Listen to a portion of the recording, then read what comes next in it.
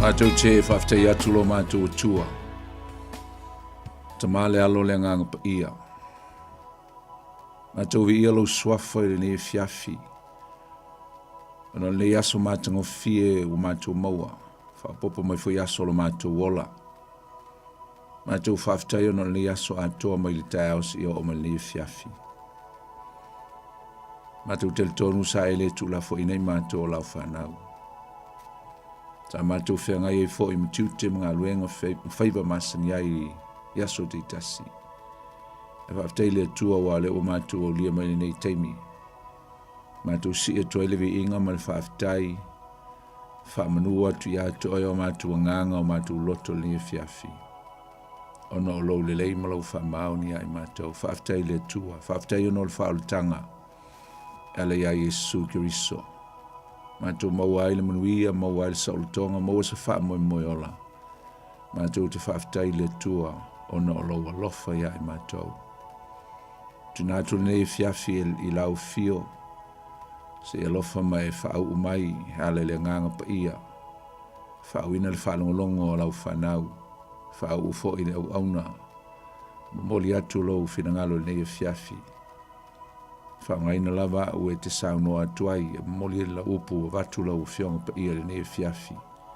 Nei e whaila upu mwhamnianga moi mātou. Ia o ina la upu le nei fiafi i le loto mawalalo ma le loto whangaitia.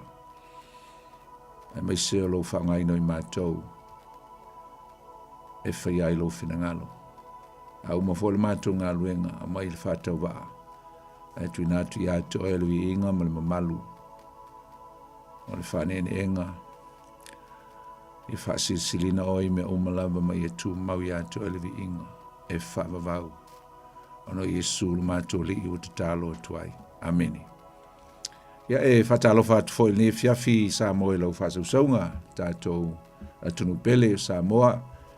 Ia amata mai lau foi i maunga tele se e pa ia maunga iti whaatalofa atu i le pa ia le silasi o sio tātua tunuu whaatalofa i au na pa ia le tua mautou masiofo whai o mafuta mai le fiafi aftai le langolango whamanu i atu le tua i ate oe e mai se foi o le ngā luenga o lo lua ngā lulue ai i nai tū o le la foi nuu whamanu i le tua le fiafi le tātou ta upu ma le tātou mafutanga Ianga leile tua mai ia. So soni at foi afenga ia i male tupsingo lafu mamoi. Ma lo le ngā lue leso nafil fo ina le upu fa pe foi leso nai. Lo fatu. Ata lo foi le ne fiafi na yo tātou tu asensina te mama tina. Alo fa pe nao na tāpo i mai whaiwa. Tama whanau le tunu i ngā luenga mtiu te whenga ia i le aso me le aso. Mesi fo la auto te talo mo le au whenga luenga le tua whaftai. Whamnia le tua ia te utau. Whatalo fatu ia te utau. Le fiafi ma le nganga whaaloalo. Le whangolina foi o tātou tinama te mau som tua whawhine o loo mafuta mai tonu o mauta ngase ngase. Ngata foi leo nisi o whātou tulia i tonu o mauta malawa. Whata alofa i atu utou ma le nganga fifia. Whata alofa nisi o mafuta mai tonu o whalpuipui. Ia aere ngata foi lea i o lau whainga luenga le foi e fiafi. E nisi o whengai mtiute mwhaiba. Tonu whalwhainga luenga, ia ngata fo leo tonu o ainga, ia ngata fo leo lungo le altele, ia ili saunga le mua le tua ia te uto umalava, maise lava, le mamalu le tulu o lo whengai mtiute mwhaiba i lungo a wala tele. Whatalo whātu i le loa o Samoa o lo ta ape, tala whauto le nei ke lope i so se tunuu. Na nofo mau wai ia ona o sailinga manuia, sailinga malo, wale manuia mo na ia tatu ainga mese na ia tatu whanau, whatalo whai atu utou, po whea lawa se tunu o le mafuta mai ai, whatalo whatu, greeting to you from Auckland here in the name of Jesus our Lord and Savior. Wherever you are dwelling, yeah, may the Lord bless you, bless your family, yeah, and all the duties and the things that you are been select or God select you or chose you to serve you and the families and also the churches from nearly to ya to ni fiafi Ele ngata foi le fatalofa atu I nisi o loo whapenao na mafuta mai, ia o loo whalongolongo mai, ia whaatau nuu mai foi tono le menei ai tele o kilani, talofa ia tu tau malengang whaaloalo. E foi nisi o malanga mai si o tatu tunu pele o Samoa, whaatalofa atu ia tu tau, wa foi fofuanga na malanga mai ai to te liu atu malmanuia vi ia le tua. Whaatalofa foi nisi o lo whapenao na whaafonga mai le fiafi a se teimi mo mole nei o lau whaalongolongo ma lau mafuta mai whaatalofa atu ia tu tau, le suafo Yesu le tatu li imo le tatu whaola. Ia whamunia foi nisi na whailunga ino la tua soifua le nei aso, ia le tua, talofa fo sunga ia sau, ma ngā lulu e whatasi msau le fiafi, vi ia le tua. Ia o se maalia fo le tatu saa le nei tau sanga, le o tatu o mai fo I le masina lo na tolu, masina o mati. Ia ua whapenao na se el tau sanga, ia e malo lava le folau mnuia, na leile tua wha mnuia ia te uto umalava le mamalu le tunu o lo tatu mafuta. I tulanga e meise lava ia o langa wala awina I so se vaenga I tonu e kalisia, ainga, maftanga, nuu ia, po alavan tiute mani tofi, o tofia ni te usanga lofa le tua mwha mnuia ia te utou e tusai ma o langa wala awina. Le fiafi fa solo pe el tatu maftanga e mese el tatu Paul Klame e pe ona masani ai le tusi a ngaluenga. Ea o lea ua tui tasi ale wa yaso ona mai a foi lea o le mtaupu I le tusi a ngaluenga. E le matua o onga I le Bible College fo I o ngalue ai whawhia onga o lo matua whiangai ma le mtaupu le tusi le a ngaluenga. Se tusi matango fi o se tusi whapenao na tele ini mea tau I le history o le amtanga o le kalesia tala whasolopito. Le ngato le amtanga o le kalesia a le amtanga o le watu o le tala le lei e vaenga ese o le lolangi na amata mai tono Yerusalema. Misel ngā luenga lau apostolo ia misel whātawa in fo I ngā luenga le nganga pa ia. So iwi ia la le tua, lo tātou iai whamunianga o le tusi ngā luenga, le alawa e tātou te tau whauma le tusi ngā luenga, ia mātou le ua uma le mātou au onga le tusi ngā luenga, whauma le vai asol lei, ta uma I le astofi, ia le mātou au ina ma le susu ina le tele o whamunianga o mātou maua mai fo I malwasenga. E tusai ma le ngā luenga le o apostolo, e maise la fo le apostolo Paulo. O le ala tātou te iai I le fiafile nei, I le malanga lona tolu lava a le apostolo Paulo. A o tātou mai tauina fo I o le tātou whaasol solo atu le whai unga o lana malanga wha missionary lona tolu malana au malanga. O lea tātou te tala noa I le mata upula e luose fulu tasi le fiafile nei. Ai ona o le atatu a mata I le whaata waina o tusi na tusi le apostolo. I le whai unga o lana malanga wha missionary lona tolu. Ia po tonu fo I o le teimi lea o lana malanga lona tolu lea na I tusi ai tusi ia. E se mafuanga e le inta whaata ua le tatu tala noa I ngā luenga ia na whai la apostolo Paulo le tusi ino, tusi ai teimi ia o lana malanga lon tolu, o lana malanga lona lua, le umotatu tala noa ai. E tusi a te Salonia, le malanga lona lua, sa tusi ai le mua ma le lua te Salonia, ale la tatu tala noa. E tusi na tusi to tonu o le malanga lona tolu. Mai se lava la le tusi le a Roma wa le umotatu tala noa I le Galatia, o le momuol kolnito, ma le lua kolnito, al tusi la lea Roma, le tusi muli lea na tusi to tonu o le malanga lona tolu lea. Na umalona tusi lea ia nga iloa ia le apostolo Paulo a matalona whaatu te foi pe mo malanga o ia Yerusalema. Tusi la lea Roma e fia whatau a maini me tau e ne fiafi, ma le mafuanga na leo na tusi le apostolo I to tonu o koronito. Ia matui nātu loa I se tasi o ti akono le tina ia fipe, ia mamomoli loa le tusi o lea lea toe fo'i fipe i Roma e toe whaafoula na sitseni. Tuli fo le tatu ta ua na expel pen tutuli el tangata leo kalautio le whaiva, ti a whaiva i tangata i Uteia. Tuli e se maroma. Ona o le leu stai, tau leu stai fo i tangata Roma, tangata i Uteia, le ngata fo i lea ia ua loto le ngaina le tupu o le community, ia ma le matango fia ma le leo latu tau mwhainga i pisinisi me umwhapena, e mise o le te o tangata i Uteia i nisi o vaenga, e pe o le ave o latu whanau le ami, ngata fo i leo taxes ma mea whapena, na leo na expel pena, tuli ese, a le lau toi fo i tangata e o e whaila titseni no utula i mai ia Nero, sa lau mo tatu ta ua le vaenga le, a toi na on toi whamanatu atu, tula i mai Nero toi whatanga tangata, toi o mai e toi whaila titseni, le alana toi fo i ai ia fipe, ia matuatu lo e Paulo le tusi lea Roma, ia malu loa ma ave ma mamoli atu le kalisi Roma ele i o ele apostolo ile e kalisi lea. A wo o Paulo mo mo Roma, wa o ia i elo na pito Roma. A le la ua, mamoli tusi Roma, waru tusi, ia lele i watu le apostolo.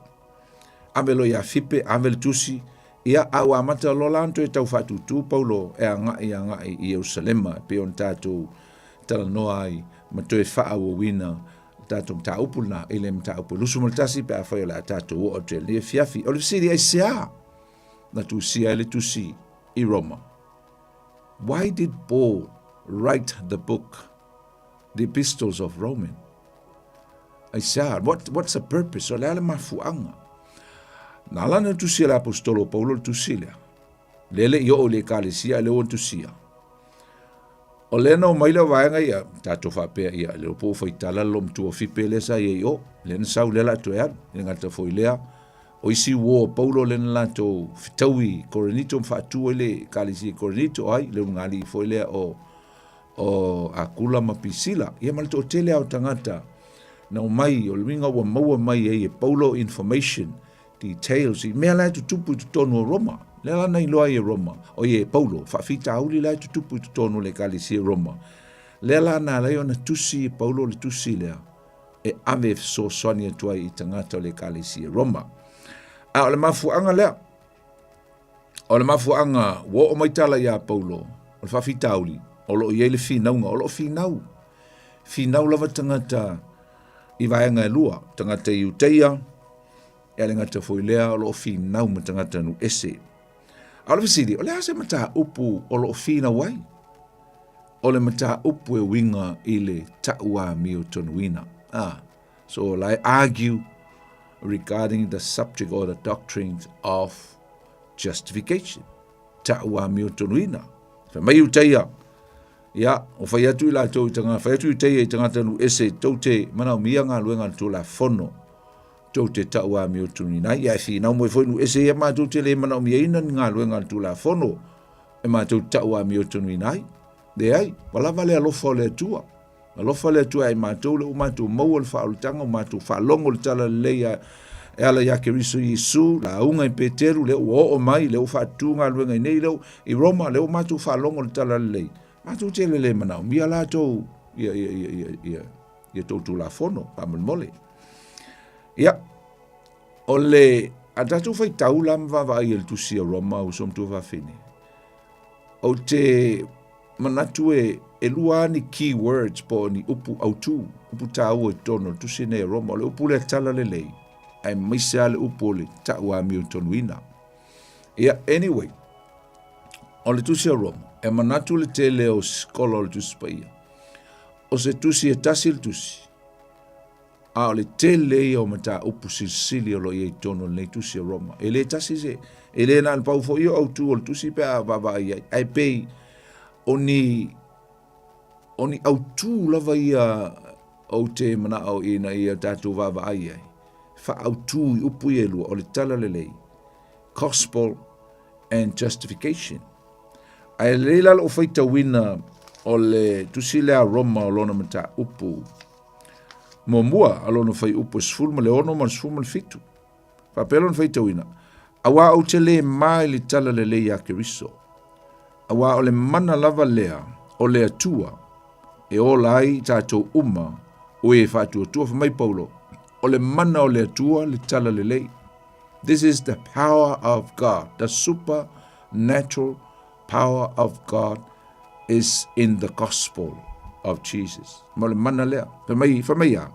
Whamai e whaao lei nai, e o lai tātou uma o e whātua. Whamai e mua le iuteia. Abai. Mua le iuteia.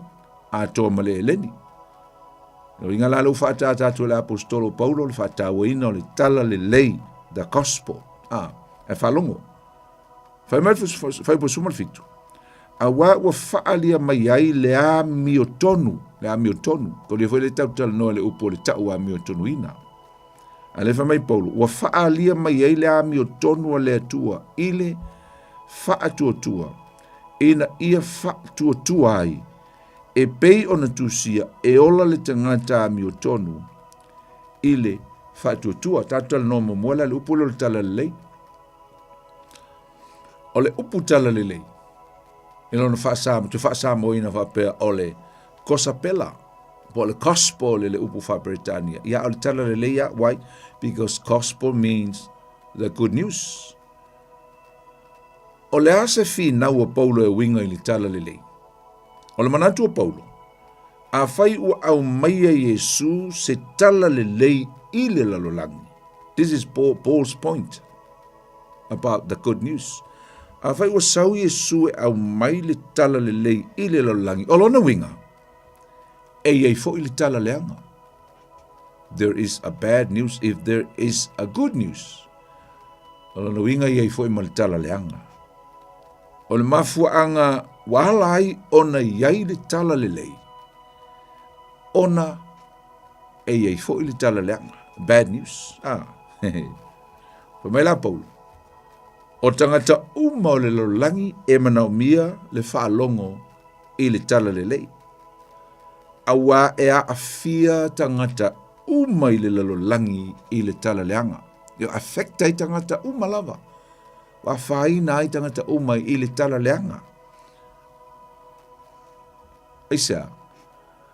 Awa fo I wa afia tangata uma I leanga sala atamu. O le tala leanga le na.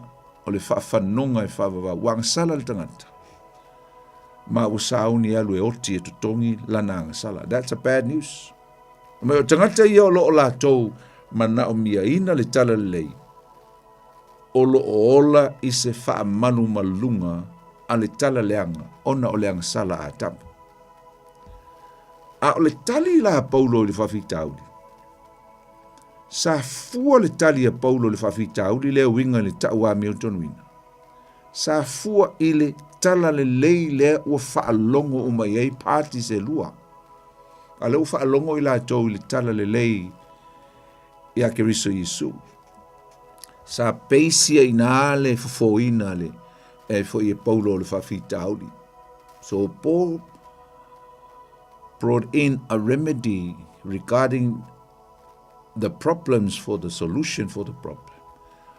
But he came into a perspective of the gospel of Jesus Christ. Na ia maia se vaainga mai le tu o le tala le lei, pau lea o le mea, e mauai le tali o le whawhitauli o tangata Roma I e whina, kloro le karesi. Ea, matau lia fo e la le upule o le taua mi o tonuina. O le teimi tonu ai taua mi o tonuina al tangata. O le teimi o lona faa o le tanga. Teimi talia I le tangata Yesu e avea mauna alii, mauna faalon, mauna faola. It's the moment of salvation. Teimi ngai taua mi o tonuina ai. O le winga o le upu taua mi o tonuina ngai whaamtala mai e tātou whai upu e sumal fitu. Nena o whai tauina. Whamai ua whaali mai e le atua lana mi o tonu I le tangata angsala. Lo winga o le atua. O lea ua ia fola mai lana mi o tonu. I le tangata ua whaatua I a Yesu. Lona alo e totas. Ma taua mi o tonu ina I loa o ia. I le teimi lea. So God bestow His righteousness lana mi o tonu upon a person that have faith in Christ and receive Jesus at that special moment of his life or her life. Te mi ngā o le wha o le tanga o le tangata. Roinga la, a uta ua tua le wha o le tanga. I le tātou mta upu i le vaenga le. O leo te tala noa i le taua mi o tonuina o le tangata. Alaisi naula uli ia. Po le ale mei lo ai o taua mi o tonuina o le tangata. I se si whapunga po le ale mei lo ai ua wha o leina moni lava le tangata o ia te ia le wha o le tanga a Yesu. Roinga a o lei. A o lei talia ina le tangata le wha o le tanga a Yesu. O mea la nei e te tau o nei e iloina mōmua. E iei le mea tau o le ala i Roma o le wha o le tanga. Le o onga nisi o skola ma tangata popote o le tūspa ia. Wala tau tu whaatasia ai ia se o onga e whapea Roman Road to Salvation po le ala i Roma o le wha o le tanga. Ona la o mau e tutonu o le tusi nei o Roma. E tai pe o se savalinga le tangata. E o atua i lava o ia i le maua ato o toa e ia o le wha o le tanga i Yesu i lona wha atua tua. Le ala tatu tala noa i meta o le ala i le wha o le tanga i tonu o le tusi o Roma. O mea e te tau nei loa mua le tangata ai lei talia ina le wha o le tanga i Yesu. O le mea mua e te tauanga admit le tangata o ia o le tangata ang sala. Awa e ang sala tangata uma. Le Roma i tolu alo no whai upo e lusuma le tolu. O le la sanga mua le na. Admit tātou, tau tino e tātou.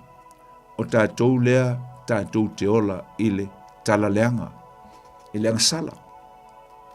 Ta mai leo le Roma i tolu alo no whai upo e lusuma le tolu. Wang sala tangata uma lau. Wa leo o ai tātou i le mamalu o le atua, i le vi inga o le atua. Le mea sa iei atamu ma eva, that was the glory of God. Innocent period of mankind. Taimi nao atamu ma eva, o le taimi sa iei le mamalu o le atua. A le rafa mai, wa fall short ai tātou, le ringa, o le winga o le upuanga sala, fall short of God's glory. Ringa la admit tangata uma, ai tele i maua ke riso. A u tele i maua ke riso lo uala. E te tau no tātou malama le leia o tātou o tangata e le aise ami o tonu e le aise ato o toa. Tātou o tangata whano, tangata ang sala. We have to admit it. O le tāua, lea male mana o mia o le whai upu lea. E whamanatu mai il tangata. Mai tātou uma. O tātou uma lava o tangata ang sala. Le aise isi. Tau a mi o tonuina mua ngai le Roma i tolu whai upu fulu. E le ai se isi na le lei. Le ai ma se isi sa mawhai o na ia tau sia ato o toa ia se tula fono o mose. Tangata i utei ia. E pa ia le atua. Ma e le ise tangata ola i mawhai o na ola i le mawalunga o lo soifu ai le atua. Talu mai le pa ua atamu. Sa i le tangata i le vaenga le mamalo le atua. Ana pa ulo atamu. Una i moilo i lalo. Ya watu lunga angelu. Watu angelu faul tātou tūlanga o ngā wa ele lea maleanga tātou. O le melo na lua te tau nei loa le tangata ang sala. O le la sanga lo na lua. O lo e mo le Roma e lima lo na whai pue vanu. Ua whaali tino mai e le tua lo na lava alofa ia i tātou. Ina ua maliu ke riso masui o i tātou. O tātou wanga sala pea. For God demonstrate his own love towards us. Now, in that while we were still sinning, Christ died for us. Stepulu na lua na. E whailo mai e le alofa o le tua, ato toa o le tua, ili tangata ang sala. Le sa ia fina ngalo na te lavea ina maile, tangata mai whanonga le whavavau. E le tu se e peru e lua whai mua wha mai, sa fina ngalo le tua e whaalia mai lona alofa malonanga le lei. Ma lona wha pale ia te i tātou.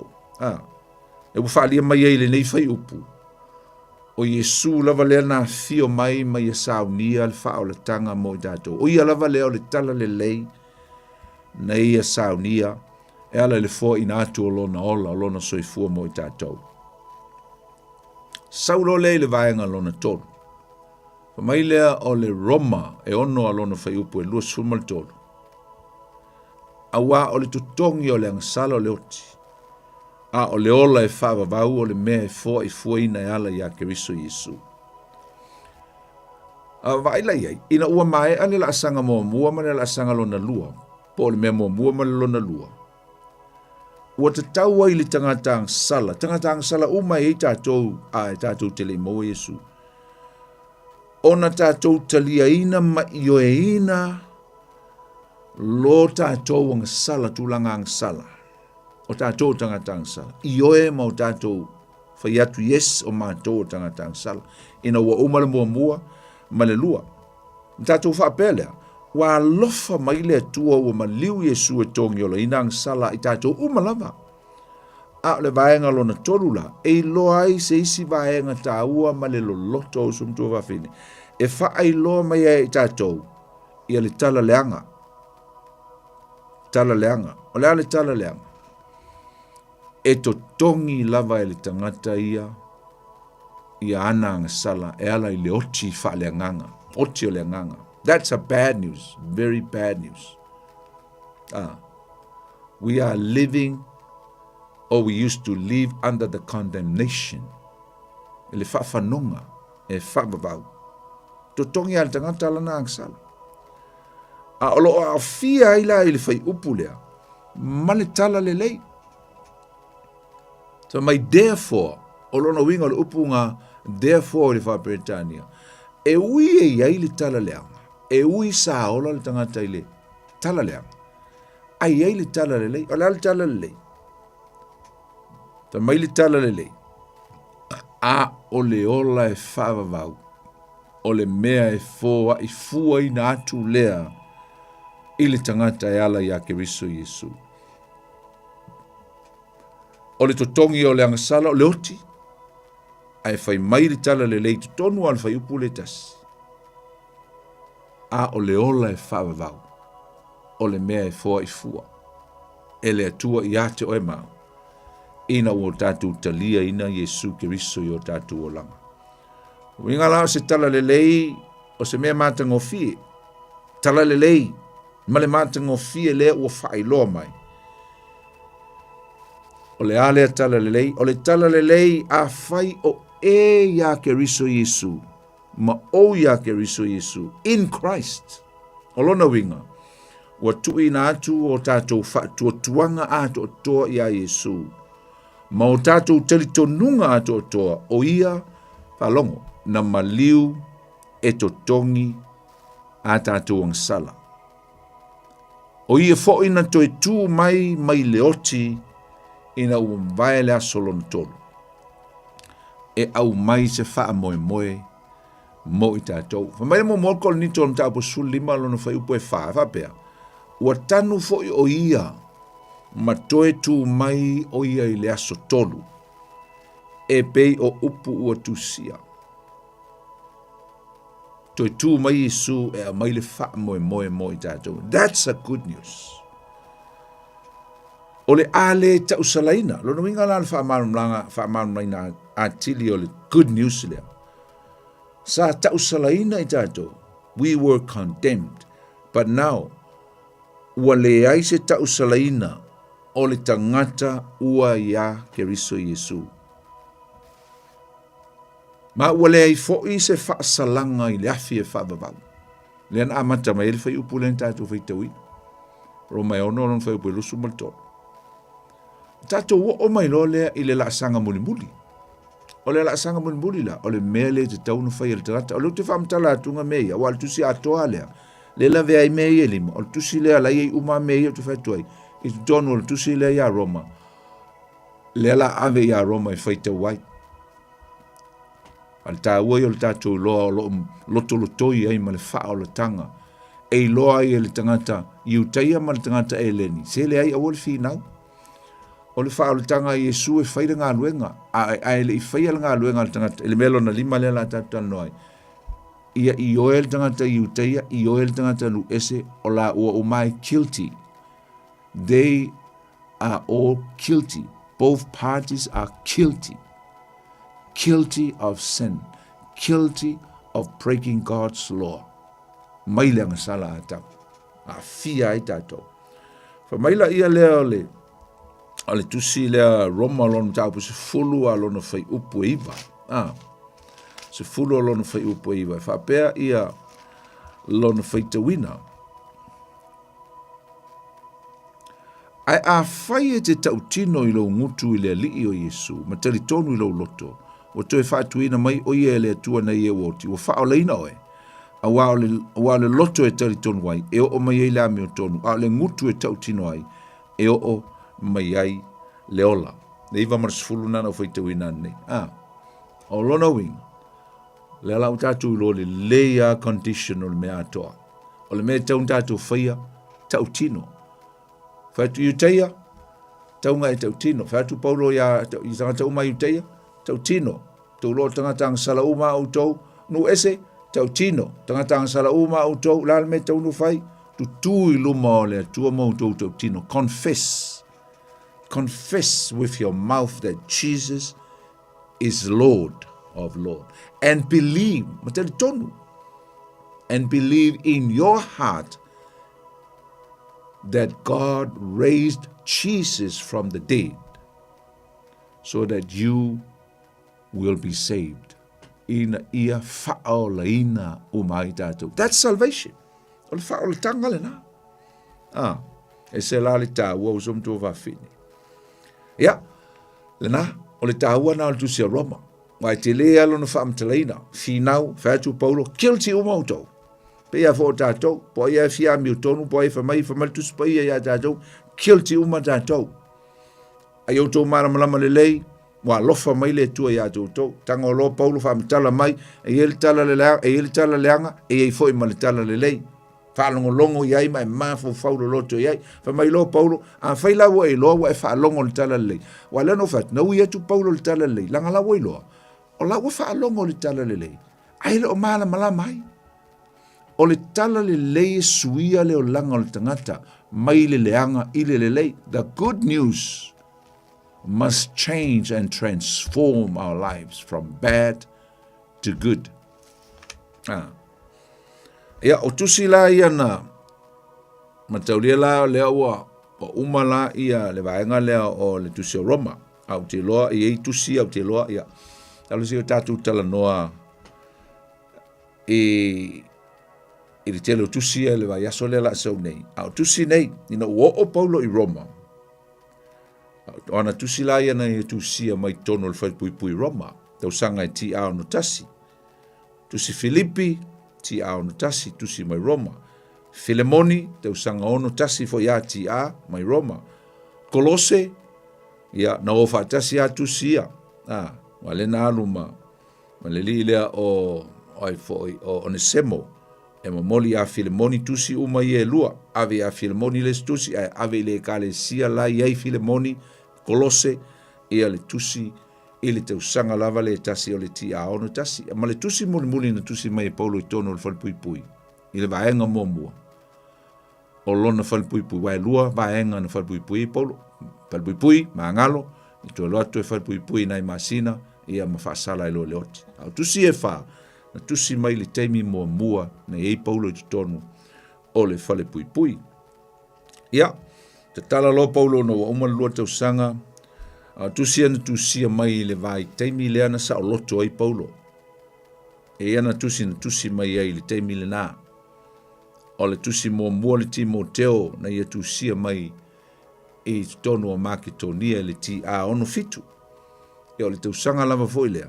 Na tusi e Paulo le tusi a Tito, ave le sionata li fale nganga o Tito, tusi e le tono tusi paia ala apostolo, tusi mai le Efeso, te li fole na mangalo Paulo, na toe alu le o le malanga la lea, e le official, ai fa mai isi tangata, o le malanga lea sa te tau na record, ma official le malanga lona fale, langa i le malanga lona fale apostolo, ai le o whaamtaltalaina ma details e pei o ana malanga i ana na e mo le npo mantatu tala noa i le tasi, lua ma le tonu.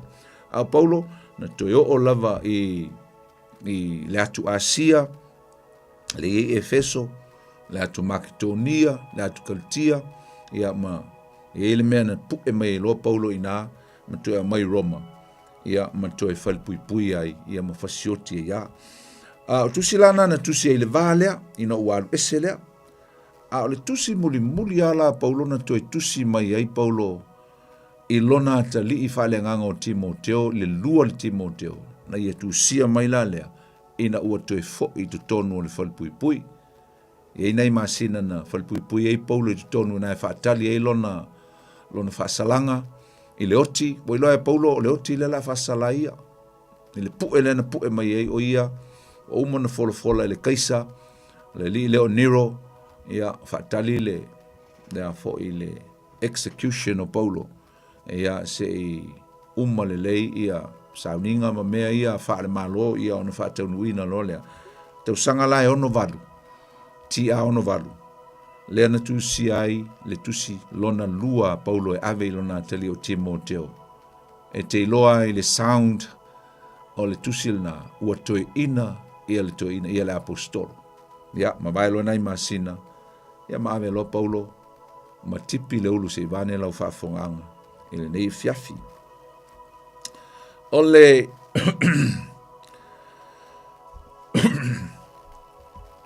malanga lona lua, malanga long tolu le tātou talno ai, le tātou te vavaaianga i le mtaaupu e lusu maltasi, yes, taupu e lusu maltasi, o le tātou tusi feitau, tusi anga luenga, e vavaai mai loa ai i le tusi atolea, o le ua ngai Paulo, o le manatu o Paulo le wai ai, o fifa tope, e fia o i Jerusalema, na te fia maua atu le sauninga, o le Pentekoso, i le tausanga lea. A le mataupu le lusu maltasi, o na e feitau e whamai, o mātou tea mai lātou, mato leo, o luka le whailan whamtalanga, o le iei luka le au malanga. O na tuwa atu lea mafola watu i ko, o le tae au foi o i roto, o na toe o atu lea i Patara, o maua foi le waa, o na fola watu lea i foi nie, o mātou o ai lea, o tuwa atu, o mātou ilo atu ku Peru, ma tuana i ane foi le tu tausanga vevela, le tu tauanga vale, o na fola watu lea i Suria, mātou o atu i uta i Turo, awa a vae ai le uta a le waa. Wa maua fo e mātou nisi soo, wa mātou no nofo ai lea i le aso fitu. Wa lātou fai mai i a Paulo i le nganga aua ne i alua i Jerusalema. Wa uma i aso i a te i mātou, o na mātou wō lea mau atu, wa mamoli mātou e i lātou uma a toa ma ma whanau, wa o i tua o le ai, ua tō tuli leo i mātou le matawhanga o te talo, wa uma le tau mawai, o na tau mawai. O na oa e leo i mātou le waa, ua toe fo i atu i lātou i lotoa. Ia, na e whamatala mai i a nuu ia, ui atua i le apostolo, malana o malanga, i le waa, ia, toe afe, mai le uta le waa, toe a wha au, a le whai upula lima lena o whai tauina, male ono. Na ua whai e le wha mawaenga i turo, wha mawae whai me ua e na ia waa, o whawhine, ma lātou whanau, whamau o tōtu tuli le matawhanga, matatalo, ia ma wha ma vai lo ina, ia o whamaile o na ololo i mātou le waa, fōlau, ia o toi fo i lātou i o lātou lotoa, po menu no whai. O le whai upu e fitu ma le walu nai, wo ai, wa wha ua wal malanga, wo whamau o atu i tolu mai, whamaile a whamau o ngata mai ele fōlaunga, po le malanga, sāno no whai, i se aso se tasi i tolu mai. Ia o na wa e ilea i Kaisareia, wa ulu atu i le whaleo Filipo foi lea le siti a kono e tō fitu aiti a kono lea sa ia i le kālesia mua le mata upu ono tusia ngā luenga, Filipo foi lea na whao le ina i le eunuka i lana malanga, ia ma malanga atua i a ngai a Etiope, ia lua atua i a ngai i whea i le kālesia i lena amata ai a whai ngā malanga la apostolo Paulo, Antioka. Ia, o le nuu lalo Kaisareia, lo nuinga, o le ua lata ngā i Jerusalem, le whai ngā malanga, wa Kaisareia, o le silea a ai, o le silea nuu i tutonu o Iuteia, a e whaisi mamao, pe ama le 20 kilomita, le mamao mai Jerusalem, luinga le ngata, o le ua i tutonu Iuteia, a o le lava e whaisi na mamao, luinga, e toe foi, e toe o le waa. al nu lo Kaisaria le foi tele na ta ua mai va venga ma men fai Yesu ia le taimi le nei in a modern day o la ua ingoa o le halifa le sio na ingoa ia la lava fai ingoa e nisi o tangata me se nu ia nu una la tu tino nofo ai ma me se o tangata Palestina ia o la fai ingoa la tu halifa le ngo Musalemi ia ayo Kaisaria lava o ina le nu ulna ili taimi o Yesu lona ingoa le na la fa mai sa il tangata le Filipo ia il fai po iva na fa mai to fa ia le fa na tau po tene a Filipo fa mai perfetta uma ila do ai wile no o se tasi aso a no foi ai wa lo ese perfetta mai uteia o a capolo na ngoa ia na sau o ia ma ese le fuspa o Paulo ma fusfusi e na lima ma ona vai ma fai atu ia Paulo upulai o perfetanga le al tanga tele a capo o la sa o le lei ale perfetanga ale perfetta ele fa pensa se sa o le lei me na upu o lo fa pe mai le nganga pa ia tau o le tangata e ona le neifus o le afusfusia o ia Jerusalem mai tangata Iuteia malato tu inatu o ia I tangata nu ese ya al fai po lusu maltasi na mai wa fa longo ai matou o luka le fa langtala mai luka fa longo ai matou I perfetanga ia ia wo ofo ia ai matou li tau o perfetanga mai lo luka ona matou ai oi fa tasi tu ai le matanga to le nu ia Paulo e au le alu Jerusalem vai o le tau loto vai le au malanga Paulo ia o Luka o Sila o Timoteo ia poi manisi o iai o le ua tutu fa tasi matanga to nu ma fai atu Paulo au te alu e te oti ai a fai o le afusfusi o ema tu ina atu I tangata o lai ye le lili vau ma le feitai ia to lonu inga te oti ai ai tali Paulo le fai po sumal tolu to te fita ngisi e fati nga tele ma ye Loloto fa mai le upo le apostolo Paulo fa mai ua o sauni I am ready to face the challenge, the hardship o sauni fa mai o sauni o talo e fusfusia ia o tutonu o Jerusalema o sauni fo o talo o te oti I le suafo Yesu tautia fai po sumal fa mai uma fai fa mai ua le mafai lava o ia o inga o sesi fa punga o fai atul vai anga le mai Paulo le ai ma nei o tau fau tuanga ai le ai e te tau ona o walu I have to go au latu au te oti ai tu sa po o tangata lai fa atali mai e fa o fa salanga ia te au te alu lava tu sa male finangalo le tu fa mai lo sumal fa o le mafai lava o ia fa mai le ona fa alo longo leo I matou upu ia Luka fa mai Luka ona matou fi le mulea wa le wingo le upu nga fa alo longo ne to ia ma sistala to fai fa mai o le mafai lava ia ona matou fi le mu lava lea ma ua matou fa pe atu upu lai anga le fai po sumal fa ia faia le fina ngalo le ali let the will of the Lord be done faia le fina ngalo le ali awani faia o matou loto sulima marsuluono nae mai ua o ese loi la tou tua I matou Kaisaria ai ua tu I la tou Jerusalem le la uo o fai puna sulima sulono le uo o I le mea o lo fia nau la apostolo I fia o iai fia o Jerusalem ai I fai le sauninga o Pentecosto o tau sanga le na o ma ave ia le tangata kuperu e ngoi ana sora lona I ngoa na tau ai nai fai upu ia o atu lo le fai upu su fitu e o le luse fu ma neia ia o le talinga mai o le apostolo folinga mai ua nai fai tau ne iai o le lawa stemi fai tau atoa ai se I faa tau faa natinati le tatou mta upule I tau ia mai anei ai fai tau iai o le sul mas fitu fai po su fitu o luse fu mai ua talia le lei mai la tau ele auso the brethren ia po le ekalesia le Jerusalema le taitai ai le uso Yesu o Iakopo il taimi lea Iakopo foi lea na no taitai ia foi le fono lea le mtau po sulima lea no ia sa ili le mtau po foi lea winga ile pe te tau ona talia tangata nu ese tono le ekalesia le lava la ia Iakopo ia matoe ina na tau mai ai. Mo tali le leia, tali fia. Mai leo le upu na ia, mai sa mātou tau watu. Mea matau tia ua whaia ele atua inu ese. Inga leo mai luka sa mātou tau watu ito ina mataitai o le kalesia. Le matau tia mea na whaia ele atua inu ese. Ila mātou malanga lon tolu leo ua foi mai. Wai pue lusi fulu. Mai lea. Mai ufa longo ila tau.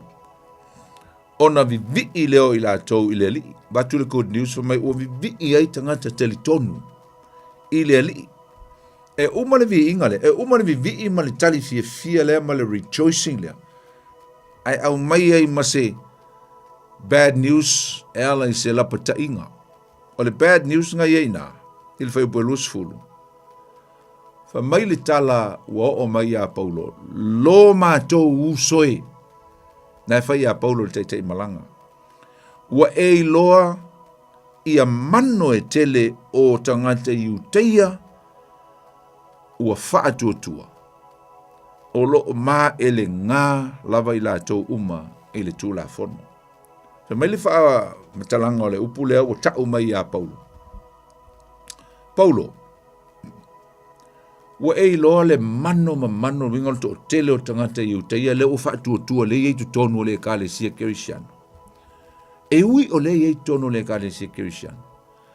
A la lava e ma ele ngā, ringal ma ele ngā. La lava e tau fiofi mai ei le ita pe a iai sisi e soli le tu la fono. La lava e ma ele ngā i la tau ile tu la fono. Ya? Au mai lola ia lea ile, o mai lola le fai ue lusu maltasi. Au mai lola ma le bad news, the real bad news e tangata ia o le kalesia te itai o le kalesia. Isi apostolo, fa mai la ia lea. O lea e whaatali atu tangata nei e la taute fia whaasala ia to e malato tu wai oe. O mea nei walato tu e inai oe, fa mai wa e alu iau tala inga, o whaalongo wa alu au tala inga. Ua e whaasa o na toi peritome ia ni tangata po o whanau a tangata iuteia. Ele ngata fo ilea. Ua le whetaui le tūlanga o le whaalongo atu o tangata nei i mea ua e a o awina e winga i tangata nu ese. Ai maise ale mata upu i mea tau peritome. Ai whetau iei mata upu na mata upu ngai lusu mal, ai whai upu lusu mal tas. O atu lo lusu mal toru ma lusu mal wha. Whai atu lo lea po inga po le whautuanga a ia kopo ia ma tai ole to ino le kalesia. Ia e whaia le mea le nei. O le mea tauna e whaia. Ia e to tongi ia tangata e to whai a lato tautonga ia la whai whaatasi malau tautonga. E to tongi oe. Ai whai whaatasi ai ia le sauninga o le tautonga i le wha mamaina. E wha maoni ai. O loo e mamā lava oe mai nei tu o inga uma. Ia o le mea lava lan fai. E ile sao ninga e tau o le purification. Ia o le vau, ia pe tau tino ai, me foi o le sao ninga fai utei e tau o le whana seri. E oti e ulu o tangata ia ua uma le lato whana seri. Tai pio paulo lena oti foi lo na ulu ile. E malanga lona lua. Ua uma aso le tau tonga whana seri le wha mamaina. A Paulo, le la fai elan tau tonga i e tusa o le wha mamaina. E mamā uma mea uma na ringo se awala ua fai e to ino le kalesia. E na i wha maonia e isi tangata i o le kalesia e lili vauma mau i o latu loto tu la fono. E mamā Paulo. E matau tia la le mea. Fai ua lusu malono na ua fai e sa uninga le wha mamaina. Mo fai sa uninga. Ile malumat. Ayo atu le fai upo lusu mal fitu.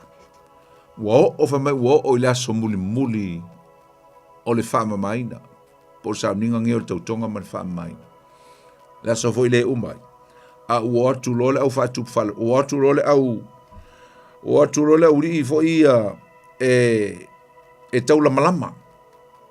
O tu le malu e tau la malama ai se me tu wa i Paulo. Ma le ua. Fai le wha mai no Paulo fai lana sa utinonga. Ma o iei mea uma i o tua i ai o iei lunga o le ala sa fai e le ngalu e ngā le tua. O tu lara ulia fai le tua inga. O la tau whapea mai. Wa a mai e Paulo ia tangata i tu tonu o le malu o le tangata anu ese le te tau ona ia. Ona ia o mai e tu tonu o le malu. Na ia le fai po lusu ma le valu. Fai mai wāna langa se mai o utou Israelua se fisoso ni mai. O le tamalo le ne, iai, Paulo. Na lea o atu i tangata umai mea lava. Ia li liu ese i le nei nu. Ma le tūla fono. Ma le nei mea. Ma ua au mai e leni.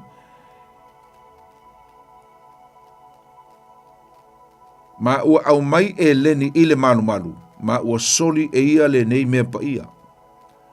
Awana mua i loa e tātou ia tō fimo le Efeso. Sa whaatasi mai e le ai. Whaate ua au mai e ia e Paulo i le malu. Mai leo le whaibutosu. Ua vesi fo i le ai umalava. Ona whemo e leo le nuu. Ua pu e fo i la tō ia Paulo. Ma toso ia te fafo le malu. Ona punitia lo lea le whaitutoa. O loo nau i la tō e fasioti a te ia. A ua longo ae i le li pule. I le au po le taitai o le taitu o se lau. Ua matualo lofi mai Jerusalema o malaba. Ona au mai lo lea e ia o au mataitai o to se lau. Ua moe mai ua moe ifo ia te la tau. O la tau loa tu fo i le li e pule i au ma au. Ona tuu atu leo i la tau o lo la tau tau fituli ia Paulo. Vai, o sefe i e taitai Roma ia si to ina o Paulo. Ia le lopo fe ua pepe e lan au malanga. A leo ua vai atu leo li e taitai o tangata Roma ia taitai au. Ona o lo lea ave iai. Na whamal tos tolu. Ona whala talata mai leo le li pule i au. Ua pue mai ia te ia Paulo. Ma whai ane ia fusifusia o ia i mai au a mea se lua. Usa ole ngai o inga umalea. Ole mea na whai e lea tua. Aisa. Langa fo le la o tanga te te e fasioti e Paulo. Nau e fasioti. E fasala veia e fa ngai le tua le tangata fa pau lisi nganta fa pau. Tangata Roma. E ui mai e fono sole ko mea ngai fai. A le la o tangol tangata Roma sai lo Paulo. Le la o se fei Paulo i fo ringa mo sai ri piu se me leanga. A le o se fe le tua i le ola Paulo. Be fusia i maia. No o vesili mai po ia, vesili le kai le ia Paulo. Oi ali. Pesa fo ile mea o e fai. La le o so fai ai oi. E fe mal tulu fa. Wa ala langa mai fo inisio le moto tangata ile tasimea. Manisi le tasimea. Wa le ma fai ona i loa e ia o le tonu ona o le ta'alili vale. Ona fai ane le o ia ave o ia i le olo. O le olo e fai il fam sinonga tangata Roma. Le lai e fesili le fie tal no atul ta ia Paulo. Fie maram lama po ai Paulo. Ai fe mai tangata fe mai ua lili vau. Fe mai le sipito. Fe mai le sipito. O le mea utupu. Ua lela ngona. Se tala noanga. Ile fe tangata ile ita ia Paulo. Ile kokong. Ile ko kia le kongi. O kangaka o le kale sia. Tangata faa tua. To inga tangata fo ile le ola faa afa. E ola i tu tonu o le kale sia kirisiano. A la lava e maule lima i lisi mea. La lava e mai o la lava o la lava e ta fiofi i le lato tu la fono. Lea leo na faina o lato manatu. Amen. Mai le to suma lima. Wa o foi o ia i le ala fa api fai.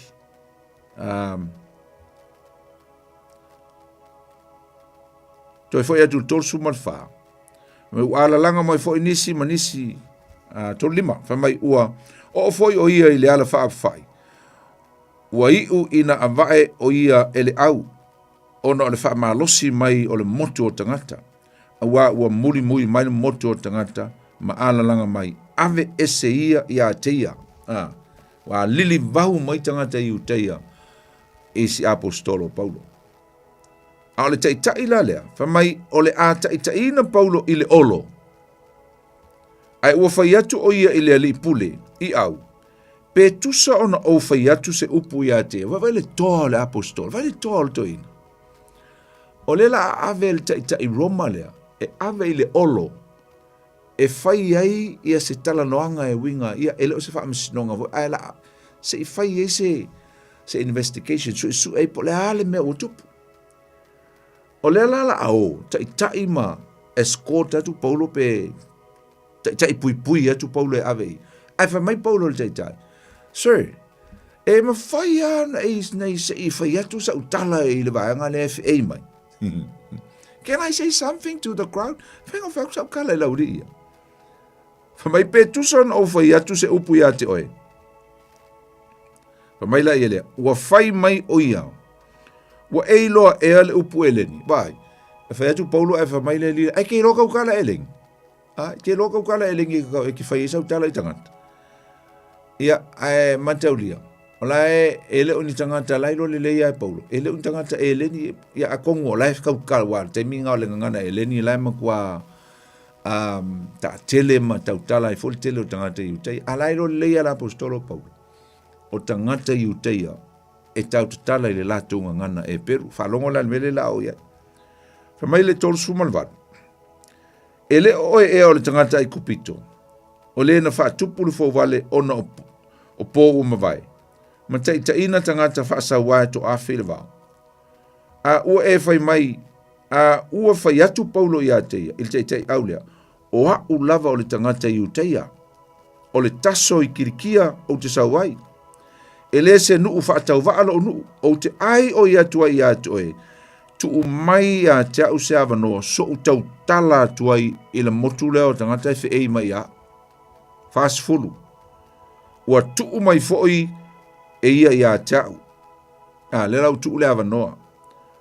Ona tū leo Paulo, fa mai luka, ona tū leo Paulo i le ala wha ape whai. Lo ringa ua ele i titi. Wa elevate wa alu i lunga le apostolo ina ia se i loa uma mai ele motu o tangata leo ia. Wa el to inga le ape whai. Fa mai la ia lea. Ua talo atu lo na lima i le nuu. E talo atu le lima o le to ina le nuu. Ai whaalongo la i le mea ntupu. Ua matua whaalolongo. Le uto e sau le upu le whaalolongo. Ua file mu o le se pisa. Ina ua tū Paulo lunga ma si ilo na lima. File mu lo. Pa mai la i elo le whai unga. Ona tau tala atu lea o ia i le upu e Peru. Ai se alanga lailo e Paulo. O kanga e Peru ia. I le mga umia ia se wha e lengi.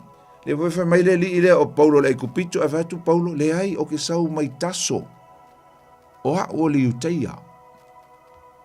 Mai kirikia lo unu lo utu malo. Se i utau tala, se i whai atu tala.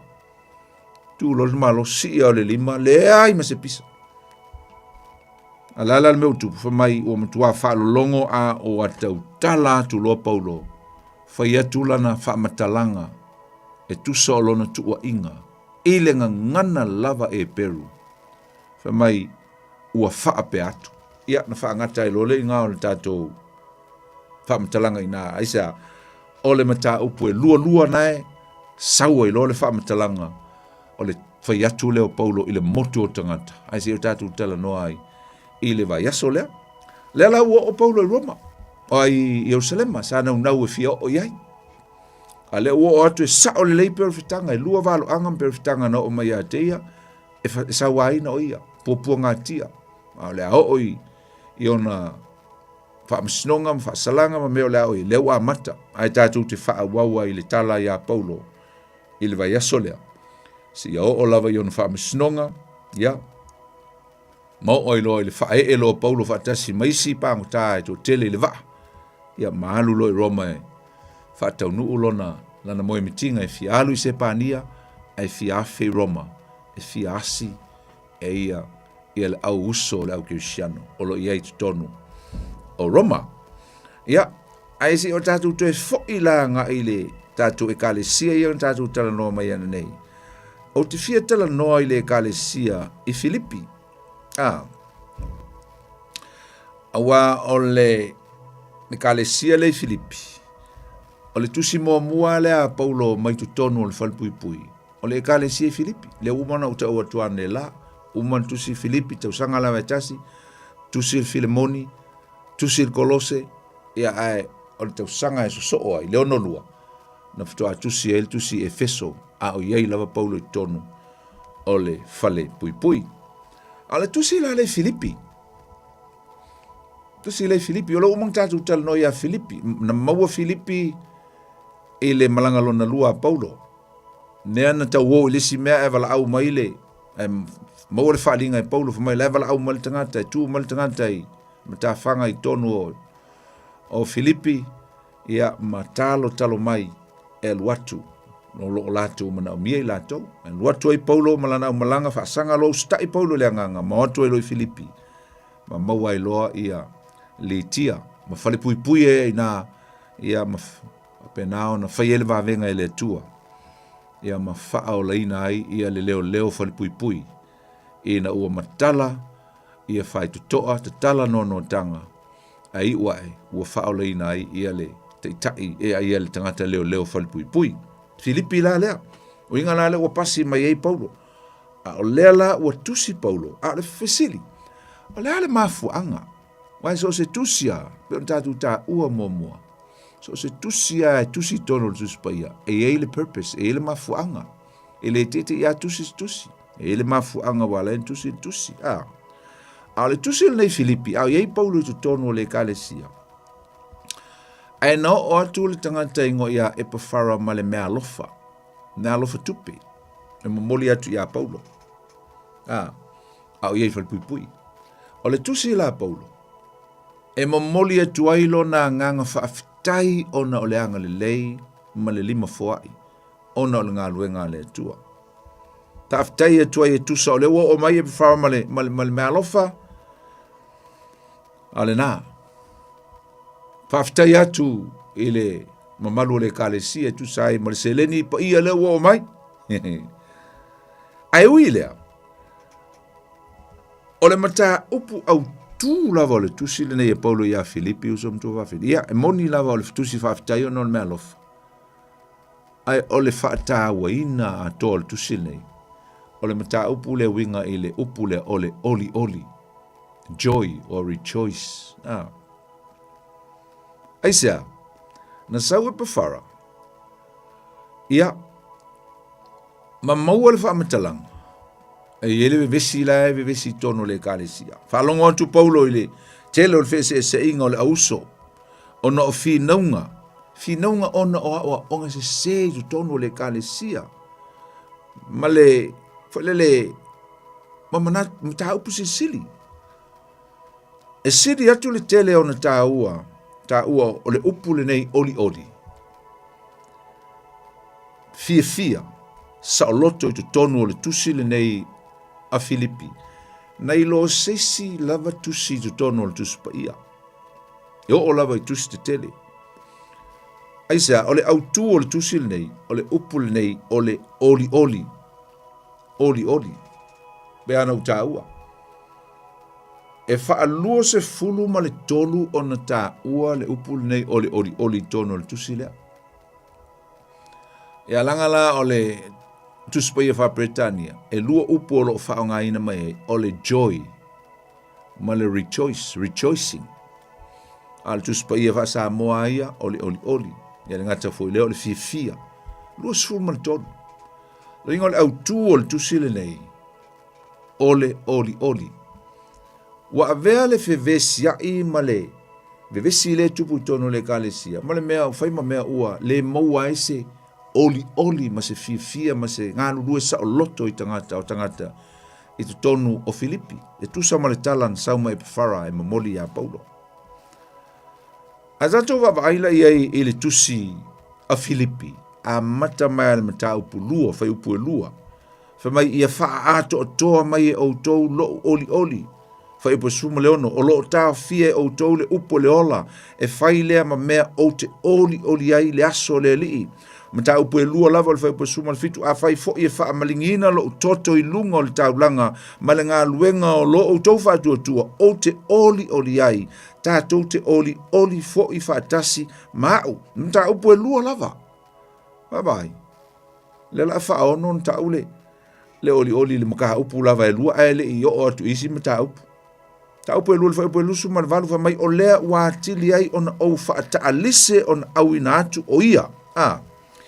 Ina ia outou oli pe a outou toe feiloai ma ia. Oi lea la alu ma le tusi o le tama o Timoteo, tusa o Epaphroditus au mai au Timoteo le la alu ma le tusi. O le fa upu e lusu ma le iwa le mta upu lua lava. O lea ia outou talia ai o ia i lea lii ma le oli te loa fa au au atua oli. A le fisili la mo tātou. This is a challenge for us. How can somebody that are living in a restricted life talks about joy and he charged to the people to the people that are free outside? O Paulo le ko kongol fal pui le sai kia restricted kongol fal pui a le tala no atu Paulo e a popua i atu ma fai atu ia outou oli a lai fai kangaka o lai sa o loko e lo fal pui o lai free e la alkae au aru fai langa i kofe aru fai ngā luenga lai free e le o loka ina po sai tia restricting kongo se no fuanga sai tia pe o Paulo e fa pe feona tupule mea. O le tala noa mai o Paulo mai tu tonu o le whanpui i le oli talks about joy and rejoicing while he was in the restriction of the jail in Rome. Tawe whewon tupu le mea. E eilo o tele tonu. O le oli o Paulo. E sau mai le nofo ali i o le atua. The joy of this man came from the throne of God. A whafoio. Ia, le melanga ia. Kau e misa e sea. Wale se oli. Wale se joy. Langa e sea le oli e se le fia. Joy is different from happy. Ole happy, ole fia. Ko ai fia pe a yesi mele le tupu. Ai fia pe a tere lola uselengi lo account e fia. Manga ia lole me ai le fia. E lo se tala manga ia usau ia joy e fia. It depends on the circumstances. Depends in situation. Depends in facts in me ai le tino. A ole upu le oli. O se mea e puna. Ai se an mea lenga puna. Leanga foi o le mea lenga pa ia. O le mea lofa lenga pa ia. It's a fountain. It's bubbling. Es e puna i to tonu le loto o le tangata. O la e ola i se o langa e fia i le nganga o le tua. E ola i se o langa se o langa e fia i le tua. E fia i a fionga pa ia le tua. Pe la o Paulo. O lai sai tia le nofo Paulo ele o sa loto. A olona oli. Ai kala ngoa le oli. Ai sa ele dependinga le oli o le tangata ke usiano i meo le tino. Pe sai tia. Pe sai filifili. Pe sa o loko i kua lo fale. E tupu ale oli le loto o le tangata i fia i le atua.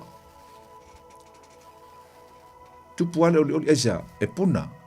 E puna i teimi uma, e puna mai le nofo ali o le atua. Langa e sau mai le atua o le tātu oli. O le fia. Ia nga,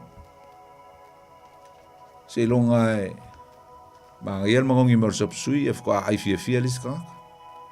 E a lau mai lol mea ai ngā le alaisa pe ngā toast, ia. Pia ai koa, ia ai leo ako kore fia.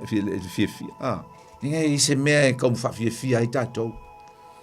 But joy, e o ale teimi e te kriva e te tangi ai, e ke kangi a ole oli la tutonu ia toi, e puna. E te tangi o ngole mafutanga o toi sea, but the joy is still activating inside your spirit, kongu ia toi. E sel tā ua tele usum tua wafini.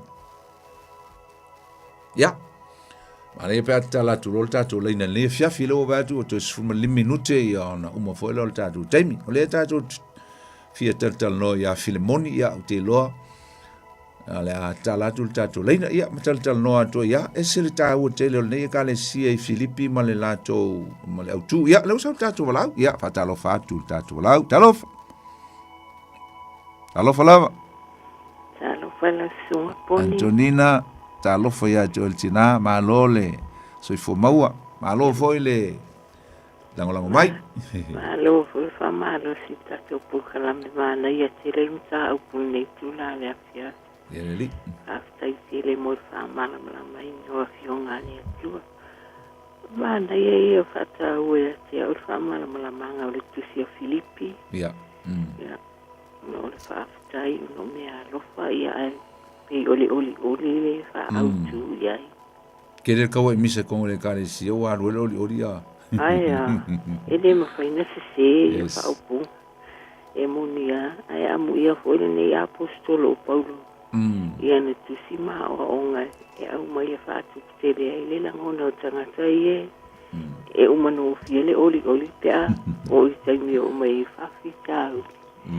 Ai fa fita tele la la sunga poni moni. Ka mala manga oni mta upta u. E se le anga ya tia uia. Tai. Molia tia nganga fa tai. Nei foi a se ti se tato mta upu ya ro fangia pele tua. Anga po wa ipele ma utele la sunga awalava. Ne viso soani fa mala manga ana fionga. Ya imatu ne ya mesia uro fia mala ya fionga ya tua. Yeli. Ai manuia tele lava nei a fi manuia foi alu wenga o toe ia manuia foi malo no ngale polo fate poni fa pe foi sa o tu me foi fato fase foi poni manuia le fi After Antonina after lava le bala mai mana ia lo fina ngalo ne fia tatu to fila foi leva ia so pe ali so lo mas malos paso foi mo le taimi tina ya faso foi Ja, atalo for this touch volau, talo. Alo va fonki. Alo volau. Amo yo doina. Ja. Ole la vai, mo ia fa kai ko le mo mal por kala me le ko mai ai. Oi. Ama vai lo ko nginga. Oi, sta talo fai. Ja. Fa mo ia le ko e la suma mal. Fa o mal nga mal o. Por ho ngi aso ka ko por kala me le ma o mai. Ja, me si fa kai ole lo. Familiare koi era usunga dari por folinga o por folinga so ya familiare koi o pupuinga lo fonga taila ongi ya wal por kala me wala winga o lo fa ku falkua mango falo Lafti tele la vai tol tomale au vai em faiona e toi fa fonga tato por kala me fai se walo e su Facebook ya toi fa longo le ai ya pa mostemi ai lo fa tele atu ya tol tomale Ia soi fua ja, fase fua. Talo for this touch volau, talo. Hello. Take. Le kau le longa koe. Oh. Ya, nga. Ya. Wa, o me oi. Ya. Para paso ni esto. Ya le, ya ka ko pai por estar ya nga. Ya, mai lo paso mai para uno ko karang me di maka puri ya ke fai o ai ko ai al ba ya ro como karang mo yo le ko kakala iku ya le apol ya pe ya ko la ko me le o paso mo le me ku pur ko ke mi yo na ko ia ko iso le mere ku mai ko ia la ngole tele yo lo fonu o yu te ngai o me ka o yu te le ai no foi ia tangata ia Palestina ia tangata Muslimi tangata we sai ngomo mo tangata Filistia le o la tu ngonga sai mo le o fai ngo tangata Palestina te mingi ia lea linga kui e Israelu pomo mo al kau kuri e se langa ngu mai e o ngu lea o kasa e vesiengi o le lu fo e belong ile territorio Utah Yui sa le aro so pero e si o pokala me o ke a o ngale ko kuma ko la lo que maka e ko aro ko Yui alo ko ki kilo ko so fa mai le pis e ti le mu ai mo sangi ko nga mo fe ai talo lata ho nkago koe falo koe a malta tu po klame me aso e tupu aso ngatai taua ma loa ma ke so poni pe mole po klame ngeti o malta nga malulu sekia yo pedela ya malulu malulu yo ai ora ro pare ko ya le mangu ya me le tua after ilava long mai lo fatile atu ngai atu am so fortua ai walo ai lo fa poni ya o lei to fela le vai aso take so foi fa mo ya to don't fai mai e nai tatu lau ia don't fai mai au to mo watu ia nai mo le am no lau mai ai pe mai so fina lo tatu mta upu ni fiafi ya wale uto e hiba tatu minute ia to toi ya tatu fa'awawa tuanga e lisia tātou tusilea. O le tusilea Filemoni. O le tusilo na lua lea Paulo na tusia te tono o le falpuipui. E a mataulia fo'i o le tusia Filemoni. E o mai isa o onga manei o le matangofia o onga tātou te maua mai tono o le tusinge Filemoni. Sta mai tusia oka. E maua ele loto fa'a mangalo. Mawai le faise le lenga manu o ele ioti se sio o tangata e tō lua i le anga le ba le lenga reconcile e le ngata foi lea le whata ua le upu le neo le alofa ta upu te tele anga o le i tonu o le tusi nei e Filemoni o le tala e whata tau i le tangata foi lea o Onesemo o se tangata polonga na sola mai o ia mai lona matai lea ingo ia Filemoni. Ia matoleo Filemoni e nofo tutonu le nu leo Kolose. O Kolose ele i fatuina e Paulo le karesia lea. Wa lewa uma ia le tātou talanoanga i malanga e tolu le apostolo Paulo. Tātou te le i tā ua le nu leo Kolose. Luinga, e leo Kolose na fatuina le ngā luenga lea. A o so o Paulo na maua i Efeso. O le tangata ingo ia Filemoni. Ma le tangata ingo ia Epafara. O tangata la ia na fiso soani ia Timoteo. Afingo Timoteo ale o Timoteo sila. Lea na lato, pe o lato ia nga originatinga pena amteina le kalesia le Kolose. Inga o le tangata o Filemoni o tangata e matua whaale nganga. E maumea. He's a wealthy man. Ana. Wa sola mai la le lile o Filemoni.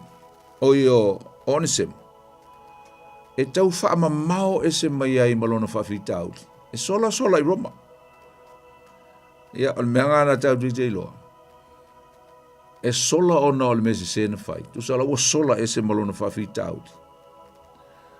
A o lo sola lava malona whawhitau. O la ulonga ia le sola len sola i le atari lea. Na sola e se mai le whawhitau li e manao i nei mamao e se mai ma Filemoni. E leo mai loa po a mea Filemoni mea tō tino o le ainga o Filemoni na awe whaanga ngā e le tangata nei e lana au na lea po le polonga. A lela ua sola i Roma, na whapea e mamao e se mai ei ma le whawhitau. E pea no whai atu. E ngalo ia Onesimo, o la lava e sola mao na whawhitau. A io la ngā upu foilele, you can run away, but you can't run away from yourself.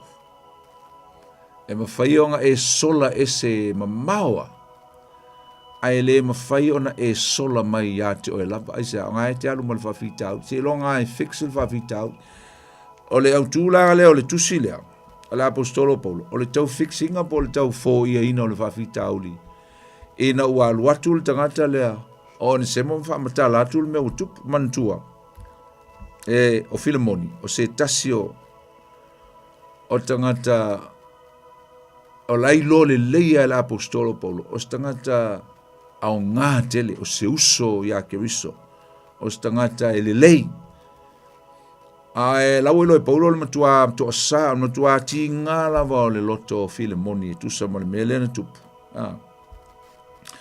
o le ale mea na tupu iau ni semo molona mtai Filemoni ia le umona tatu o tala noi ai se uto fa sa fa moina e Filemoni lana polonga le on semo matu iai fa tuanga o mea uma lona fale ai mumuliani na ave seina fa ngo ia on semo ni mea mai lona fale su e fo sola en semo ile on semo ile ai Roma ai seana sola ai Roma o Roma o se ai tele e faingo fio na lafi el tangata ia msalpo Amerika e faingo fio na lafi ai ia la mai aleo ni nai masina pe lima pe ono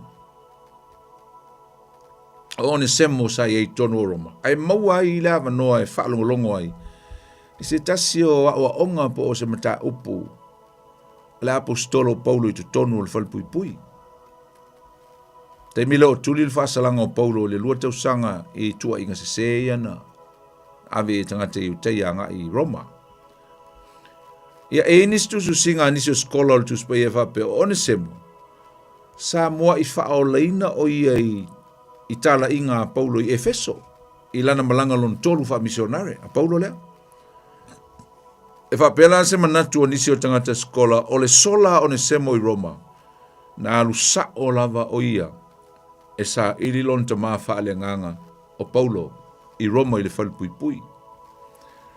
Ai tō tele lava skola e li lifa o lato manatu e whapea le ai ele i wheiloa e mua lava Paulo i le tangata polonga ne o semo. Se ia whato a wheiloa i ai le whalpuipui ma wha o laina ai o semo i le launga Paulo.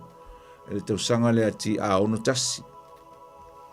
La ngai sau le tusi a Filemoni, ta mua lona whai upo sifuru. Mai o te ai o yatu o e malo wata li on semo, o le na whanaua e au a o noa tia au lona winga, na whato a maua e Paulo on semo i tutonu al whanpuipui, a lai noa tia, while restricted. Na, leo ngani atu la Paulo, ia Filemoni, fai po sumaltasi, mai sa lea o ngā o ia te oe. A ole nei e o ngā tele ia te oe, mau. O le winga o le whamatalanga la apostolo Paulo. A tonu o le teimi lea na fai e le tamal nei le mese se masola e se mai ia te oe. Le ua lea o ngā ia te oe, wa le ua e se mai ia te oe. A o le teimi le nei. O le ua o ngā ia te au. Ai au ngā fo ia te oe. Te utala Paulo i le tūlanga o le tangata o le uso kerisiano. O le tangata e iei le loto whaamangalo. E iei le anganga e whaise le lenga. O le winga o le ingo o le tangata nge o ni semo o le au ngā. Useful. Tangata au ngā. Profitable. O se ingo ta tele le tūlanga o me tau ta vini, ma tu tangata polonga, o se tangata nganu e au ngā. Au se o onga tātou te maua mai e le ngone o ne semo. Sa le au ngā o ne semo a o polonga i a Filemoni. O le ata o le polonga, uso mtua wa fine, o le ata o le polonga le tuspaia, o le polonga i le lalolangi, polonga i le angasala. Sa nofo polonga i lalo Filemoni, ringa sa slavery, sa polonga ai, o le ata o le nofo polonga o le tangata i le lalolangi le angasala. Wa le ai se au ngā o le olanga o le tangata a o polonga mo le atua. A o polonga o ia Filemoni. Sa le ai so na o ngā mo le atua. Inga, sisi whapunga. O le polonga o le tangata i le angasala le lalolangi. I le taimi lenga polonga ai, o le aise au ngā, sa le aise au ngā mo le atua. A o le taimi e mau ai ke riso le tangata sa polonga. I lona o langa, ma ua aveai o ia ma se tasi o tangata, ua matua i au ngā tele mo le atua, e au ngā mo le atua, ai au ngā fo i mo isi uso kerisiano po isi tangata. E peila o Onesimo, o lea ua au ngā whamai paulo, o lea ua au ngā o i aisa, lea la wha au ngā lona o langa mo le atua. O omal taiming polonga ia oi, a lea ua au ngā ia tia, ua au ngā fo ia tia oi, ia. Te alo lea whangata mai nā, ia le tātou tala e winga ia Filemoni, se i wha uma i le vai aso lea le tala o le winga ma le autu, o le purpose, na lai ona tusi fo i e paulo, le nei tusi mātanga o fio, se tusi lai titi, ai maua mai eini o onga tā ua mo i tātou i leo langa ma le soifuanga, o lo tātou i nei. La whais tātou te talo, mātou te whafte i atu le atua, o a leo wha umaina la mātou Paul Klame na nei fiafi le manuia.